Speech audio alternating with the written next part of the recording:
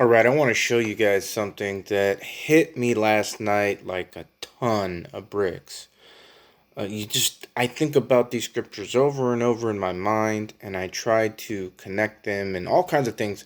But then when I read it, or when I read it last night, dang, I seen something, and I want to share it with you guys. Now, putting together the coming of the Lord in Matthew 24 and all the events that happened leading up to the end, connecting that with the rapture in 1 Thessalonians chapter 4, connecting that with the sixth seal, Revelation chapter 6, it all can be kind of confusing. But again, as time moves forward, I think this is going to be revealed to us in pieces. I think that's how this happens, right? That's what's happening to me in pieces. I'm getting the understanding of the timing and what these events are, and of the timing of the events, how it's going to unfold. So check this out. I just want to give you this one piece of the whole story that is going to help you, hopefully. Matthew chapter 24, starting at verse 29. Immediately after the tribulation of those days, now here it is, shall the sun be darkened, and the moon shall not give her light, and the stars shall fall from heaven, and the powers of the heavens shall be shaken. Now, this is what tangled me up. For a long time I've thought about this, but I just give up because I'm like, I don't get it. When it talks about the sun not giving its light and the moon not giving its light, well, that's not a blood moon. Now, the problem with this is I always associated this sun going dark, what I just read to you, and the moon turning dark, to Revelation chapter 6 on the sixth seal, which is connected to Joel chapter, I believe it's 3, 2 or 3, when it talks about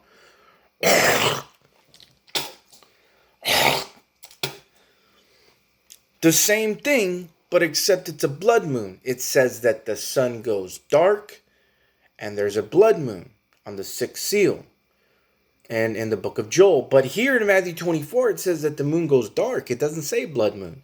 So this always bothered me. I'm like, they're probably the same thing. It's probably a blood moon, right? It's just the same thing. But I knew in the back of my mind, it's not the same thing. There's something else here. And my gosh, last night I was shown. Okay, what this is, the sun turning dark, okay, that's an eclipse, right? But what is an eclipse? An eclipse is on a new moon, when the moon is dark too. And the new moon, which is completely dark, passes over the sun and makes the sun completely dark. That's what that is. It's an eclipse on a new moon. And the new moon is the beginning of a new month. That's why it's called month. And that's how the Hebrews did it. Now we're on the Gregorian calendar. I'm talking about how they kept track of time and how they're still keeping track of time. Do you know when this is? The new moon and the eclipse on the new month, it's the Feast of Trumpets, October 2nd, 2024. This is what I've been making the videos about. Do you know how rare that is for an eclipse to land on the Feast of Trumpets? And then you have it here, the connection with the new moon? That's crazy. So the blood moon actually comes right after that on March 13th and 14th. Which the blood moon in 2025, right after the Feast of Trumpets, falls on Purim. And Purim is another major holiday or holy day, celebration day for the Hebrews or Jews, however you want to name it. Do you know how rare that is? For this is a total blood moon, a full blood moon.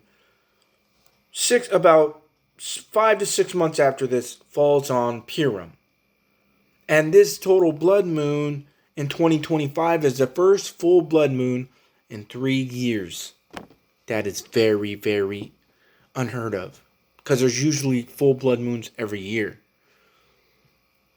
But it's because the last Shemitah that we're in, that we started, that total full blood moon is marking the center of the Shemitah at March 13th and 14th, give or take, on Purim.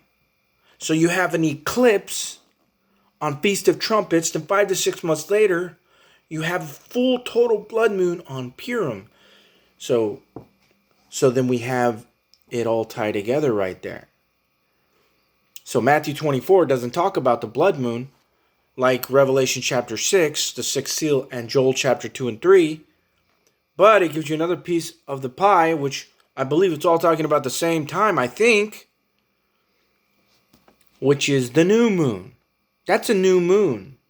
When the sun and moon turn dark, that's an eclipse on a new moon. And that happens on the Feast of Trumpets in 2024. And it ain't happen. I gotta check, but there ain't gonna be an eclipse on a Feast of Trumpets. Probably not. I don't know. I gotta check that out. But that's that. I believe that is that. And then when you go on the Gematria calculator and you type in time of rapture, in Hebrew Gematria it's 726. Well, 726 adds up to Harpazo in the Strong's Concordance, which means to seize, snatch away, or catch up. Rapture, obtained by robbery. Jesus comes as a thief. And in English Gematria, time of rapture adds up to 1002, or 1002. October 2nd, the Feast of Trumpets with the eclipse and the new moon. 2024. And 2024 is the year of the dragon. Revelation chapter 12. And I saw another wonder in heaven. The dragon drew a third of the stars from heaven to earth and waited to devour the man-child. And what comes after the dragon? The man-child is caught up. Harpazo. We are the man-child. Symbolic. Of course, Jesus was the original. Now that counts as us, as a pattern. It's crazy, man. I think that's it. Again, another thing. No man knows the day or the hour. If you do a little studying, that's a Jewish idiom. It's talking about the Feast of Trumpets. Because on a new moon, you have to wait and watch. Like Jesus said, watch. Well, he's talking about watching the heavens for the new moon. Because it has a 2-day period when it can come. And no man knew the day or the hour. That's why they had to watch. It doesn't mean nobody knows when. No. It's a Jewish idiom. All this is adding up to October 2nd. And Gematria and the Strong's Concordance and the signs in the heavens. The year of the dragon. Revelation 12. Man, for me, that's the day I'm looking forward to. And Yom Teruah, which is Feast of Trumpets, that's what it's called in Hebrew, Yom Teruah, means blast or shout. Well, 1 Thessalonians chapter 4, when our rapture happens, there's a blast of a trumpet and a shout. Man, that's the day I'm looking forward to. I mean, if we make it that far, if I make it that far, I don't know what to do. Anyways, thank you guys.